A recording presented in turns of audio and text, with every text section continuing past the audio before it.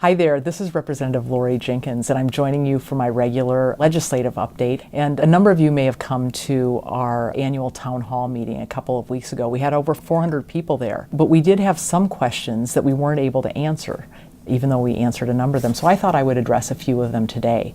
One person asked, her name is Diane, asked about school funding and what we're doing to comply with the McCleary decision. The House Democrats have put forward a $7.7 billion investment plan in our educational system. It's important to us that we not do just the bare minimum, but that we do things that are really going to advance our kids and help make our kids successful. That means investing in things like career and technical college education. Some of our students will be going on to get a four-year degree. Others will want to go right into a career path, and that career and technical college readiness is really, really important for them. Bilingual education is another thing we invest in, as well as investing in coursework for our highly capable kids, for more guidance counselors, and for parent involvement in our schools. Probably the biggest thing that we invest in our budget and our investment package for education is teacher salaries. We're losing nearly 50% of our young teachers. They don't even make it through 3 years of teaching before they drop out of the teaching profession. And most of that is due to having very, very poor salaries. We need to make sure that we're fully investing in our teachers because they're the number one thing in the education system that helps our kids be successful. Finally, we want to make sure that we close the opportunity gap.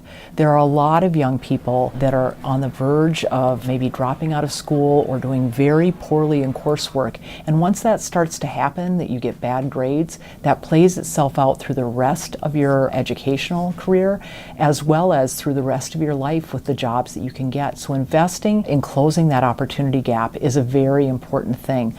Our focus is on making sure that every child gets taken from where they're at to the highest spot that they can achieve through our K-12 education system, and that's what our investment will do. Now, Kelly, she had another question, which is about, it's great that you're going to fund education, but how are you going to do that? And that's a really great question too. One of the good things that happened this past week is we got a new revenue forecast that showed that we'll have a couple $100 million more coming into Washington State's revenue system that we can invest in education. That's more than what we thought we would have. But that will not cover the $7.7 billion that we know we need to invest in our kids' education. So we're looking at things like closing tax loopholes and maybe a capital gains tax. The capital gains tax is something that's been important to me. I've prime sponsored that bill each of the last 4 years, and every year it gains more momentum. If you're like my family, you maybe have never had a capital gain in your life. So let me explain what a capital gains tax is.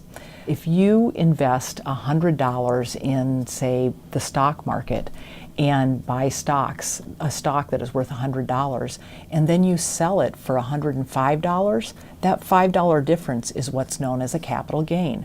We're one of the only states in the nation that doesn't tax that money. And so the capital gains tax bill would actually start taxing capital gains, which is basically money that you earn from selling things. We do exempt your residential property, so your home, so you wouldn't get a capital gains tax on that. But for the most part, it's people who are investing in a lot of stocks and bonds and making a lot of money doing that that would be affected by this tax. It's important because this tax will both fund our education system and it will start to turn around our upside down taxation structure in Washington State.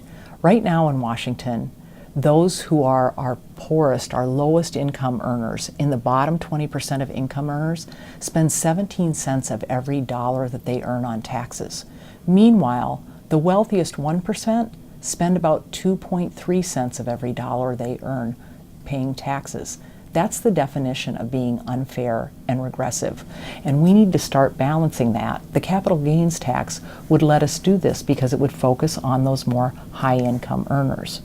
That would bring in a couple of $1 billion every biennium and would go a long way toward helping us fund our K-12 education system.